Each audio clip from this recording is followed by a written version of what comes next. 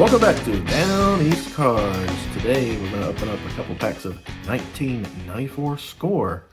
What's funny about these is, look, this sticker, I took it off before I started the video, and I just realized these were scorecards. That's hilarious.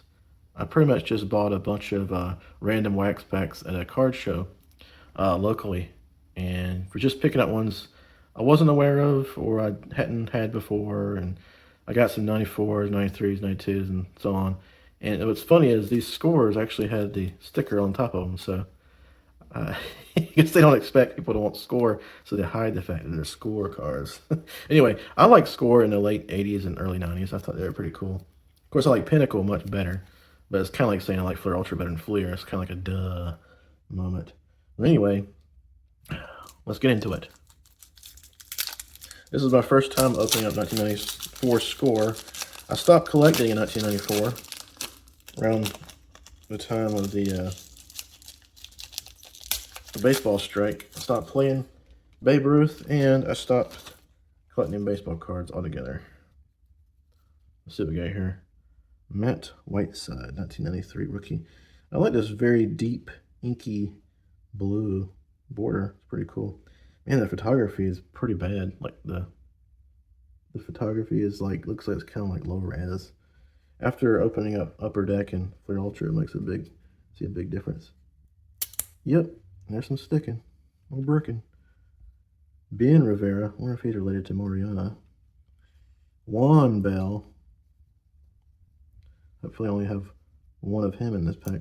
Dang. Chris Bosio. Look, there's a gold card behind this. I don't know what that means, guys. We'll see. But, oh good, it's not sticking. Gold Rush, Gene Harris. Whoever that is, I have to look him up. There's a gold card. Rick Honeycutt, I remember him. Kenny Rogers and the classic throwbacks. Kenny Rogers Roasters, my favorite chicken place.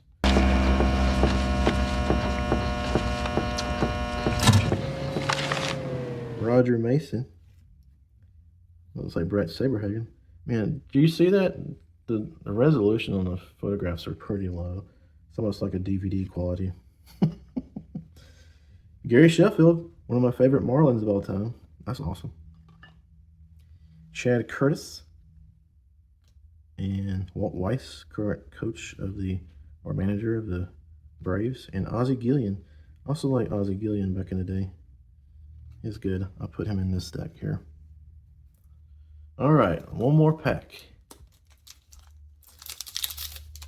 These aren't bad looking.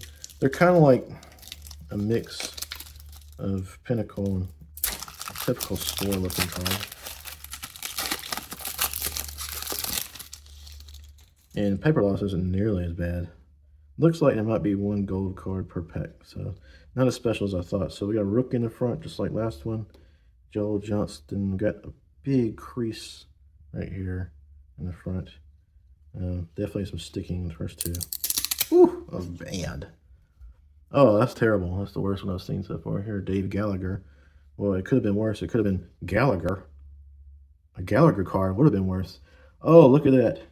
The Twins, oh, don't tell me, Metrodome. The site of many of corrupted postseason games where they used to let out the air out of the blowers, as Terry Pendleton says. I'll put that video in the description so you can see it. I never would have thought, but it makes sense. Scott Radinsky. And behind him is the gold card. Oh no! Joe Carter. Look what they did. Look what they done to my boy.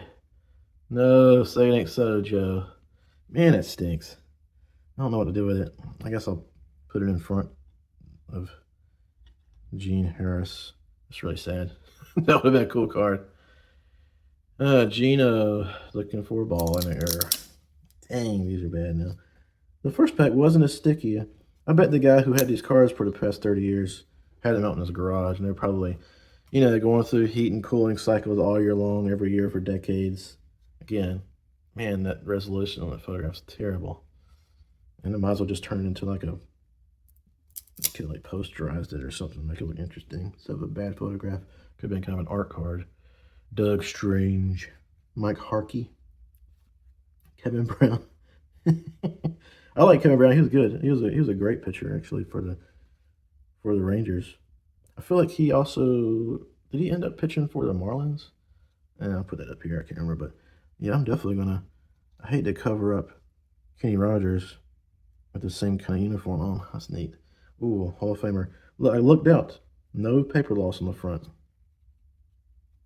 And the back looks great too. Man, poor Joe. And one of my favorite Braves, Otis Nixon. That he was good.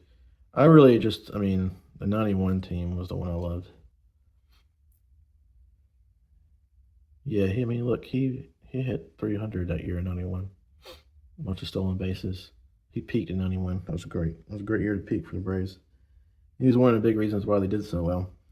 So let's look through here and find my North Carolina guys. All right. Matt Whiteside, Missouri, Dominican, California, Tennessee, Michigan, Indiana. Oops. These guys upside down. Pennsylvania, New Jersey, checklist, California, Oklahoma. You don't see any Oklahomas. Texas, Venezuela. Uh-oh, did I miss somebody? I must have missed him. It's stuck. Doug Strange, Greenville, South Carolina, California, Venezuela, and Evergreen, North Carolina. Darn, I didn't know he was born in North Carolina. January 9th, 1959. Wow, it's like 20-something years before me. Evergreen. I've never heard of Evergreen. I've got to look that up. I'll put what county or near what metro that's in, but that is pretty cool. Evergreen, North Carolina. Now I can start an Otis Nixon collection. PC, as they say. And that's our wrap.